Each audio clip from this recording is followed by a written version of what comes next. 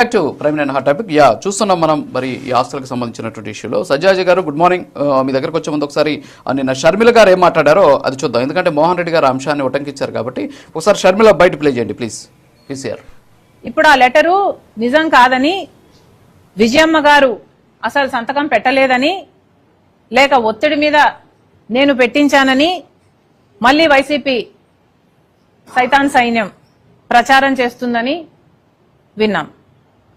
అసలు నిజంగానే విజయమ్మ గారు సంతకం పెట్టకపోతే విజయమ్మ గారు బయటకు వచ్చి సంతకం నాది కాదు అని విజయమ్మ మీడియాకు చెప్పే అవకాశం లేదా? విజయమ్మకి చెప్పలేరా? లేక జగన్మోహన్ రెడ్డి గారే ఫోన్ తీసుకొని అమ్మా సంతకం నువ్వు పెట్టలేదంటున్నారు, నిజంగానే సంతకం నీదేనా అమ్మా అని జగన్మోహన్ రెడ్డి గారు అడగలేరా? పోనీ అమ్మా సంతకం నీది కాకపోతే చెప్పు, నేను సాక్షి రిపోర్టర్ను పంపిస్తాను, మీడియాతో నువ్వు మాట్లాడు అని జగన్మోహన్ రెడ్డి గారు అమ్మని అడగలేరా? మరి ఎందుకు అడగలేదు? మరి విజయమ్మ గారైనా మీడియాకు వచ్చి ఎందుకు చెప్పలేదు నా సంతకం కాదు అని? ఎందుకంటే అది వాస్తవం కాబట్టి, జగన్మోహన్ రెడ్డి గారికి కూడా ఇది వాస్తవం అని తెలుసు కాబట్టి. కానీ నిజం వాళ్ళ పక్షాన లేదు, వాళ్ళందరూ అబద్ధాలు ప్రచారం చేస్తున్నారు కాబట్టే వాళ్లకు దమ్ము లేదు. ఈరోజు జగన్మోహన్ రెడ్డి గారైనా సరే ఇంతమంది సోషల్ మీడియాలో సైతాన్ సైన్యం చేత అయితేనేమి, లేక మీ పార్టీలో వాళ్ళ నాయకులు అనాలో కుక్కలు అనాలో వాట్ ఎవర్ అనుకోండి, వీళ్ళ చేతైనా ఎందుకు మాట్లాడించడం?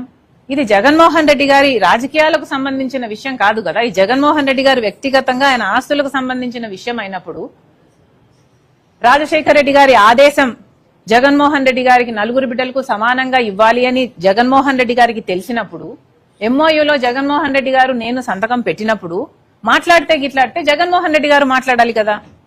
ఎందుకు ఇతరులతో మాట్లాడిస్తున్నారు? అంటే జగన్మోహన్ రెడ్డి గారికి మాట్లాడే దమ్ము లేదనుకోవాలా?